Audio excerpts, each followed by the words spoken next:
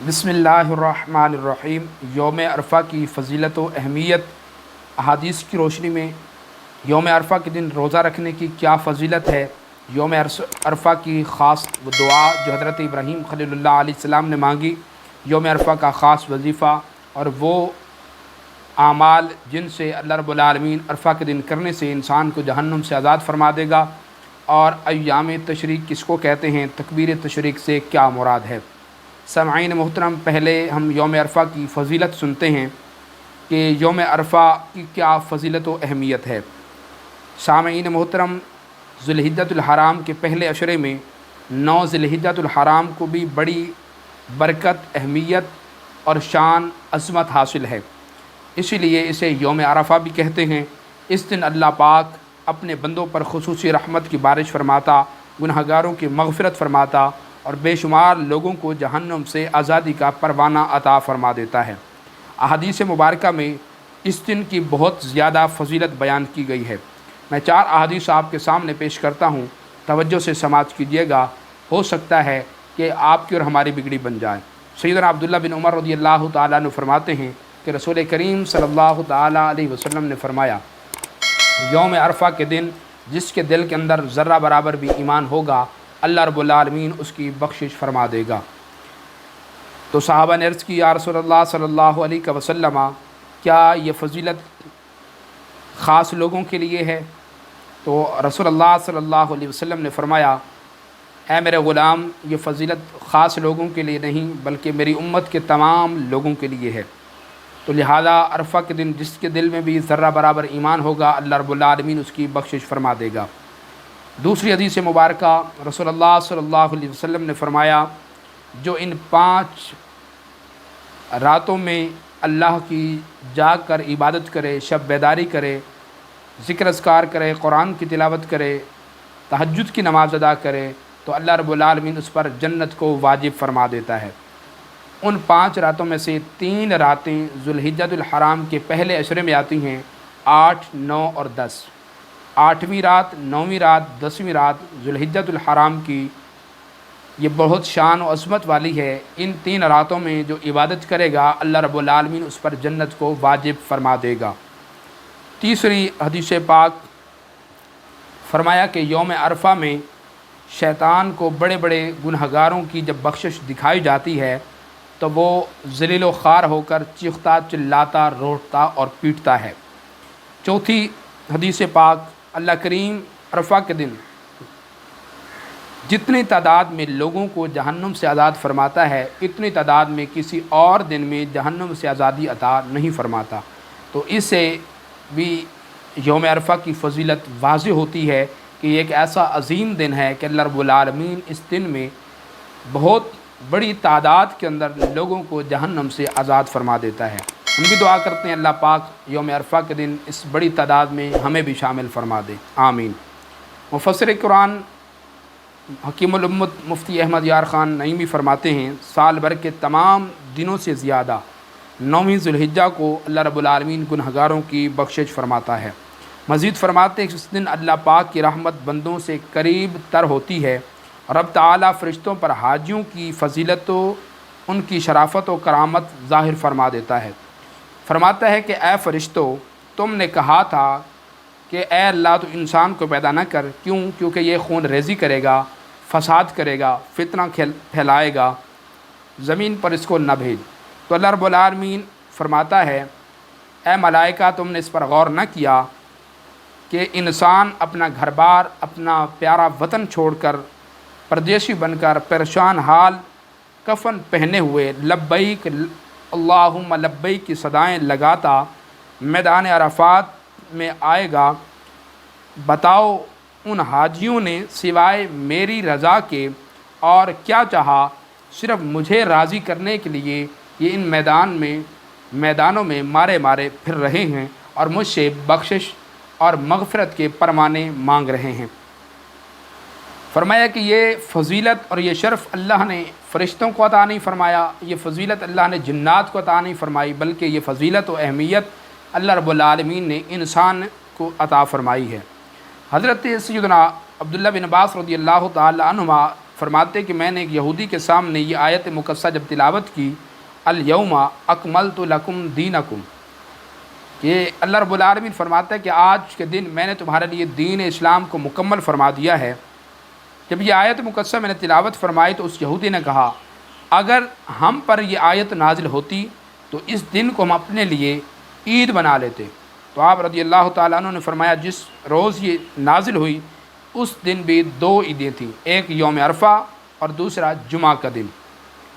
تو معلوم ہوا کسی دینی کامیابی کے دن کو خوشی کے طور پر منانا جائز صحابہ کرام سے ثابت ہے، ورنہ حضرت عبداللہ بن عباس رضی اللہ تعالی عنہ صاف فرما دیتے کہ جس دن کوئی خوشی کا واقعہ ہو اس کی یادگار قائم رکھنا اور اس روز کو عید منانا ہم بدعت جانتے ہیں۔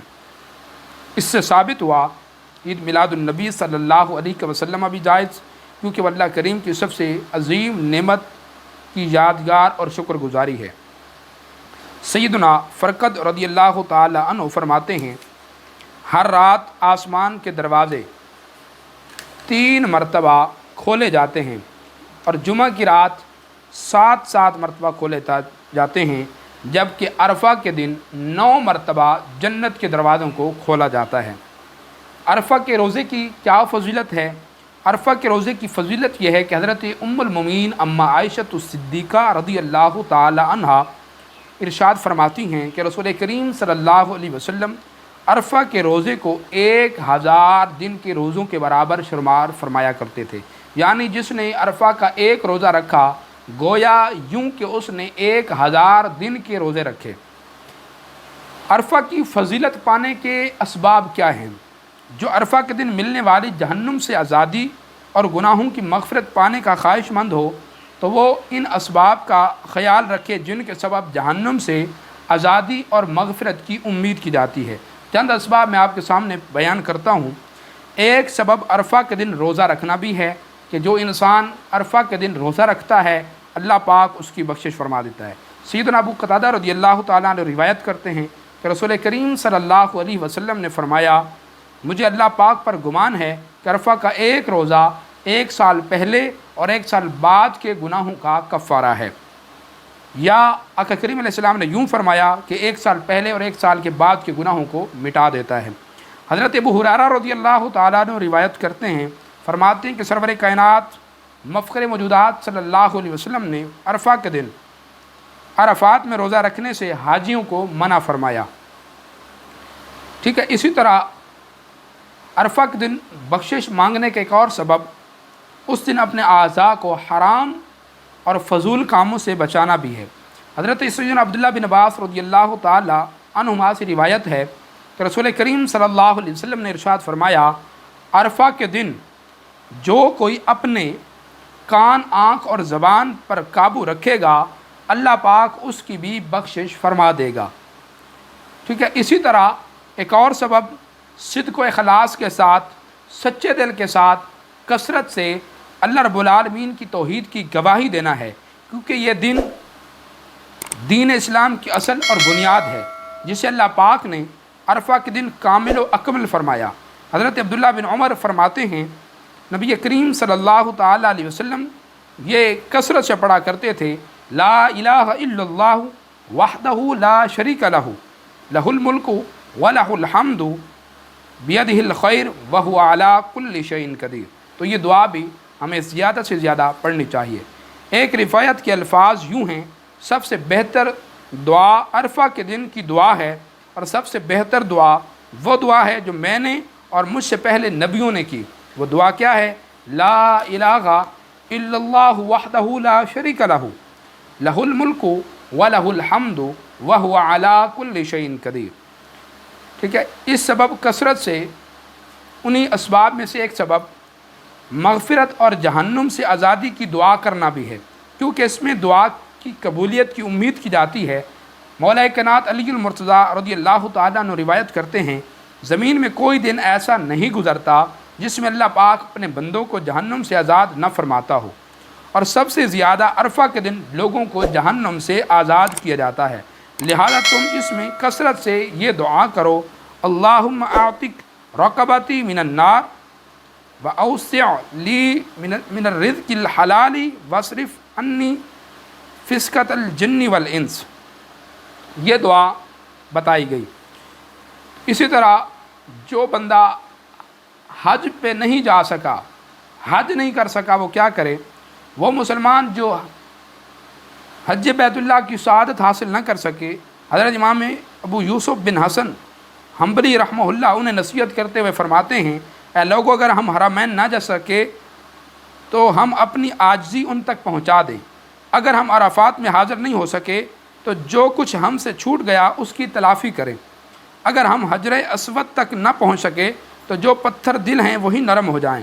اگر ہم مینا و عرفہ کی رات نہیں پا سکے تو نہ پانے کا افسوس یہی کر لیں کہ جو شخص آج کے دن توبہ نہیں کرے گا تو پھر کب کرے گا، اور جو شخص اس وقت میں متوجہ نہیں ہوگا اللہ رب العالمین کی طرف تو وہ کب متوجہ ہوگا، اور جو توبہ کو نہیں جانتا وہ نادان ہے، اور جو عفو درگزر کا سوال نہ کرے اس کا کوئی حصہ نہیں۔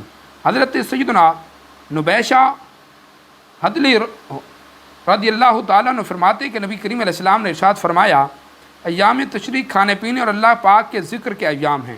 مفتی احمد یار خان نعیمی اس حدیث پاک کی شرح کرتے ہوئے فرماتے ہیں، بقر عید کے دن 3 دن بعد تک یعنی 13ویں تاریخ تک اہل عرب قربانی کے گوشت سکھاتے تھے، اس لیے ان دنوں کو تشریق یعنی سکھانے اور دھوپ دکھانے کا زمانہ کہا جاتا ہے۔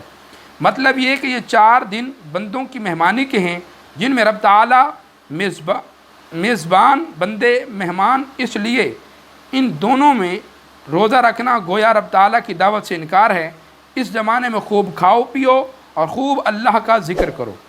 ایام تشریق کی دعا، حضرت سیدنا اکرمہ رضی رحمہ اللہ فرماتے ہیں، ایام تشریق میں یہ دعا کرنا بہت اچھی بات ہے۔ ربنا آتنا فی الدنیا حسنۃ وفی الآخرہ حسنۃ وقنا عذاب النار۔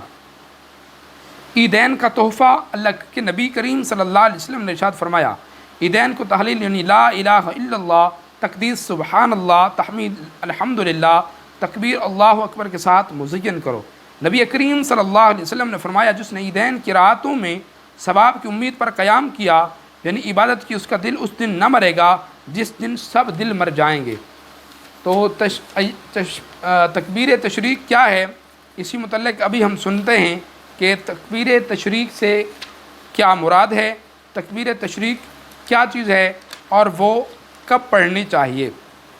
9 ذوالحجہ کی فجر سے 13ویں کی عصر تک ہر نماز فرض پنجگانہ کے بعد جو جماعت مستحبہ کے ساتھ ادا کی گئی، ایک بار تکبیر بلند آواز سے کہنا یہ واجب ہے، اور 3 بار افضل اسے تکبیر تشریق کہتے ہیں، وہ یہ ہے، اللہ اکبر اللہ اکبر، لا الہ الا اللہ واللہ اکبر وللہ الحمد۔ تکبیر تشریق سلام پھیرنے کے بعد فوراً کہنا واجب ہے، یعنی جب تک کوئی ایسا فعل نہ کیا ہو تو اس پر نماز کی بنا نہ کر سکے۔ مثلاً اگر مسجد سے باہر گیا ہو یا قصداً وضو توڑ دیا، چاہے بھول کر ہی کلام کیا تو تکبیر ساکت ہو گئی، بلا قصد وضو ٹوٹ گیا تو یہ کہہ لے۔ تکبیر تشریق اس پر واجب ہے جو شہر میں مقیم ہو یا جس نے اس مقیم کی اقتدا کی۔ وہ اقتدا کرنے والا چاہے مسافر ہو یا گاؤں میں رہنے والا ہو، اور اگر اس کی اقتدا نہ کریں تو ان پر یعنی مسافر اور گاؤں کے رہنے والوں پر واجب نہیں ہے۔ مقیم نے اگر مسافر کی اقتدا کی تو مقیم پر واجب ہے، اگرچہ اس سے مسافر امام پر واجب نہیں۔ نفل سنت اور وطر کے بعد تکبیر واجب نہیں ہے، جمعہ کے بعد واجب ہے، اور نماز بقر عید کے بعد بھی کہہ لے۔ مسبوق یعنی جس کی 1 یا زائد رکعتیں فوت ہوئیں اس پر بھی تکبیر واجب ہے، مگر جب خود سلام پھیرے اس وقت کہے۔ منفرد یعنی تنہا نماز پڑھنے والے پر واجب نہیں، مگر کہہ لے، کیونکہ صاحبین کے نزدیک اس پر بھی واجب ہے۔ تو یوم عرفہ کی فضیلت ہم نے سماعت کی۔ اللہ پاک یوم عرفہ کے دن ہمیں زیادہ سے زیادہ نیکی اور عبادت میں اس کو گزارنے کی توفیق عطا فرمائے۔ آمین۔ السلام علیکم۔